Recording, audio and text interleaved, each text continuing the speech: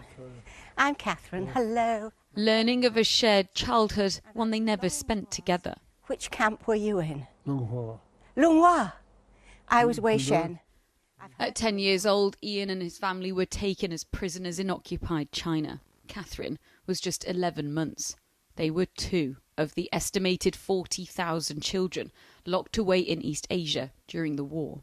There wasn't enough food, there wasn't enough of anything. It was cold, there were bed bugs, there were rats, there were mice. Breakfast was rice pudding, basically. Just rice and water. No milk, no sugar, none of the usual luxuries. Fire over Hawaii. They were both imprisoned in 1941, just after the attack on Pearl Harbor, a US naval base in Hawaii. At the time, Ian's father was a missionary, and Katherine's parents had been working in China. 80 years on, and the memories of how they made their camps their home have never faded.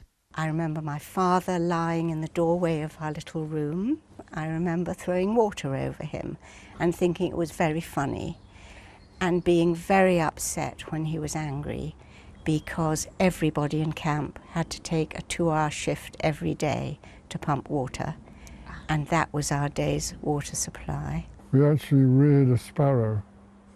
We found a sparrow that had dropped out of its nest. We fed him with our rations of rice, and he recovered. He lived. Gosh. And do you remember being liberated? I know you were a lot younger, but you must remember. I remember the parachutes coming down. I didn't, of course, know what they were. So what does your 3-year-old self remember of what the parachutes? Mushrooms. Mushrooms. Well, then the Americans came with food. They rolled into the camp and they made a sumptuous meal for us that night. And then they showed us a film, a Technicolor film, which I had not seen for over 6 years. That was fantastic. I'll never forget going outside the camp and looking back into the camp where we'd been stuck for 3 years, and I really did feel free. That was amazing. Ian and Katherine were freed in August 1945 after America dropped 2 atomic bombs on Hiroshima and Nagasaki, pulverizing both Japanese cities. More than 200,000 people died. How do you begin to think about the horrors of Hiroshima and Nagasaki in context with your own freedom? It's very hard, but you can't say one life is more important than another life.